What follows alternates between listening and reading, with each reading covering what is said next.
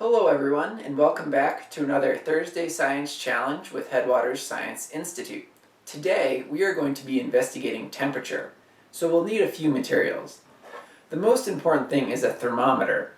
We'll talk more about the different types of thermometers you can use later, as well as we're going to be using a few household recycled materials.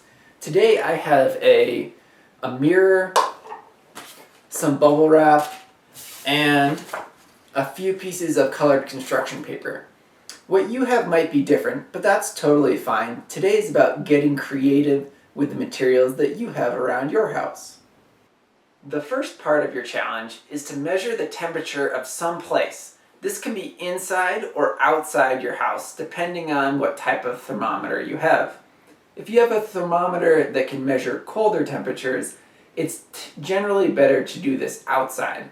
If your thermometer only measures warmer temperatures, like a cooking thermometer, you're probably going to be better off doing it inside your house where temperatures are warmer. Once you've completed the first part by measuring the temperature of someplace, the second part of your challenge is to try to change the temperature that the thermometer is reading.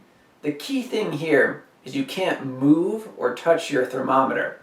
This includes putting things directly on the thermometer. You can change what is around it, but you can't change anything that is touching the thermometer or within 1 inch of the thermometer. What we're challenging you to figure out is what's the warmest or coldest you can get your thermometer to read in that same place you measured at the beginning. Here are a few examples of things I've done with the materials I have around my house.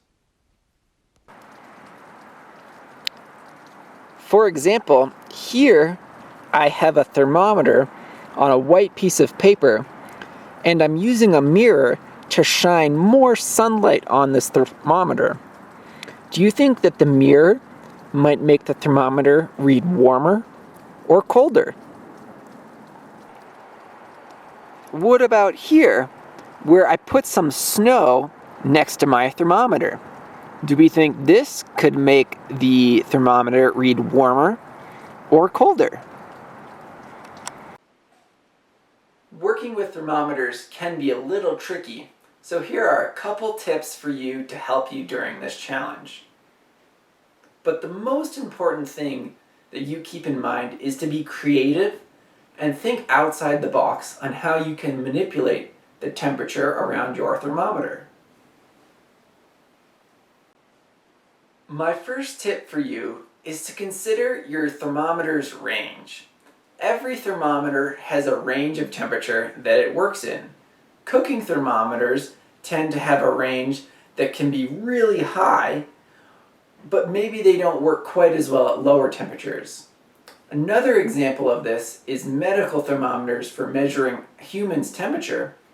They tend to work really well and are very accurate around our body temperature of 37 degrees Celsius or 98.6 degrees Fahrenheit, but don't have a big range of other temperatures they can measure. On the thermometer that you have, it should either be listed on the gauge of the thermometer or written on the side what its range is. Make sure that your thermometer's range works within the setting that you're trying to do your experiment. If you don't have a thermometer, you can get one pretty cheaply online for a few dollars. Just look for ones that look like this image and work within a range of the type of experiment you would be doing. My second tip for you is to get creative with the types of materials and how you're manipulating your thermometer's temperature.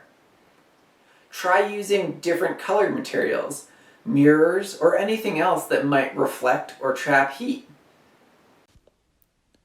The third tip I have for you is to leave your thermometer in place for 1 minute before recording your measurements.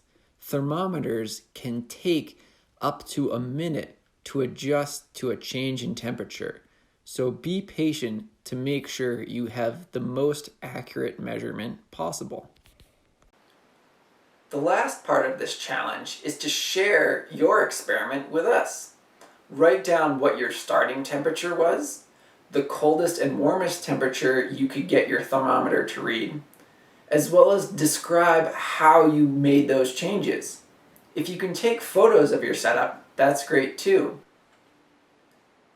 You can share your solution to this challenge with me at spencer@headwatersscienceinstitute.org, and I look forward to seeing what all of you come up with.